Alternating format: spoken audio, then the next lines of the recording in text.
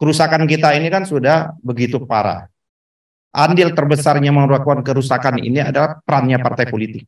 Jadi sebagian besar kerusakan yang ada di Republik ini adalah perannya partai politik.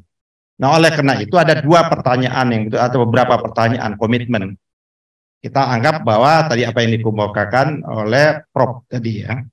Kalau memang ini adalah perannya partai politik yang membuat busuknya Republik ini, maka keterpilihan presiden nanti kita harap Anies yang akan memilih, apakah dia punya komitmen juga untuk memperbaiki sistem kepartaian yang ada seperti itu?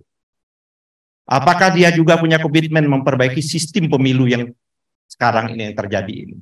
Karena itu kan 50% yang ada di parlemen, 50% ada di presiden. Kan undang-undang itu dibentuk bersama. Apakah jika pada waktu dia akan mengeluarkan perpu, kalau dia mencabut yang namanya presidential threshold, mencabut yang namanya electoral threshold dan sebagainya seperti itu. Nah, itu kan menjadi penting. Nah, kalau kita lihat sekarang sebagaimana dikemukakan oleh ini Ramadan pohon ini.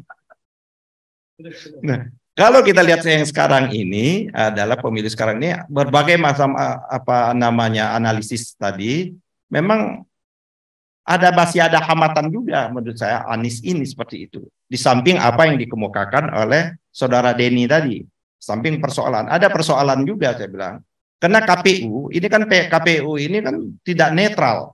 Bagaimana kita mengharapkan pemilu ini akan baik apa ya tadi? Pemilu yang paling apa kata? Kalau saya pemilu yang paling di atas koberan lagi, paling buruk sekali. Iya kan? Bagaimana mungkin kita mengharapkan pemilu ini bersih kalau si pelaksana pemilu ini sudah bagian dari konspirasi kejahatan itu sendiri? Bagaimana kita bisa mempercayai lembaga yang menjaga harkat dan martabat pemilu yang namanya DKPP itu tidak memberikan sanksi yang tegas, memberhentikan, yang jelas komisionernya bermasalah. Seperti itu. Sudah bermasalah, dia sudah terlibat bermasalah dan lain sebagainya, hanya diberikan peringatan terakhir. Nah, peringatan terakhir itu berarti apa yang dilakukan tidak dianggap kesalahan yang cukup serius seperti itu. Nah, kita sekarang kan euforia nih, udah menyambut betul pemilu. Tapi kita tidak pernah mengkritisi si penyelenggara pemilunya itu sendiri. Stalin kan ngomong bahwa pemilu itu jangan dilihat rakyat mencoblos, tapi siapa yang menghitungnya itu sendiri yang menentukan menang. 2019 sudah kita ada fakta bahwa hitungan-hitungan itulah yang menentukan. Nah, kalau modelnya masih sekarang audit KPU yang sistem IT KPU tidak pernah diaudit, saya tidak yakin hasil pemilu itu akan sama dengan hasil rakyat mencoblos seperti itu. Sampai sekarang kan tidak ada kita teriak bahwa audit, periksa dulu sistem IT-nya KPU. Si polnya bermasalah. Nanti akan ada silon akan bermasalah lagi, situng akan bermasalah lagi seperti itu.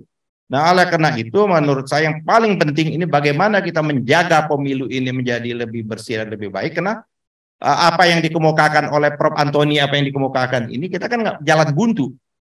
Saya selalu mengatakan apakah dengan kerusakan yang gitu parah ini hanya bisa diselesaikan melalui elektoral seperti itu. Tapi kan doanya Repli kita mudah-mudahan bulan setelah Syawal ini terkabulkan kan. Bisa dipercepat sehingga kita bisa memperbaiki sistem pemilu dan sistem yang namanya pilpres seperti ini. Nah, saya karena ini sudah di depan mata mau tidak mau pilihan buruk kan. Pemilu ini kan yang ada di depan ini pilihan buruk yang harus kita terima seperti itu. Karena kita tidak mampu memperbaiki sistemnya itu sendiri. Kita di luar semua yang ada sekarang ini. Nah, menurut saya yang ada ini ya sudah yang harapan yang dikemukakan oleh Prof Antoni dari yang ada ini calon-calonnya yang bisa kita anggap representasi punya keinginan melakukan perubahan itu figurnya Anies kan seperti itu. Nah, tapi catatan juga bagaimana dengan partai-partai yang memberikan dukungan itu. Mereka kan semuanya bermasalah. Jadi oke, kita dukung, tapi kita minta juga agenda kita terhadap presiden yang kita dukung itu apa sih komitmen dia? Apa komitmen dia terhadap pemberantasan korupsi? Apa komitmen dia terhadap sistem partai politik yang harus diperbaiki? Tidak mungkin kita tidak memperbaiki sistem kepartai yang ada sekarang ini. Jadi catatan saya itu yang ada, yang itulah yang harus kita diskusikan seperti itu. Jadi tidak hanya euforia. Jangan kita ulangi lagi peristiwa 2019. 600 orang, 700 orang meninggal tanpa ada pengusutan yang cukup jelas. 13 orang meninggal di depan Bawaslu tanpa ada pengusutan yang jelas seperti itu. Pak pertanggungjawaban. Nah, apa yang dikemukakan oleh Nani Isdayang maupun tulisannya Denny mengkonfirmasi keinginan mereka tetap melakukan seperti itu. Terima kasih.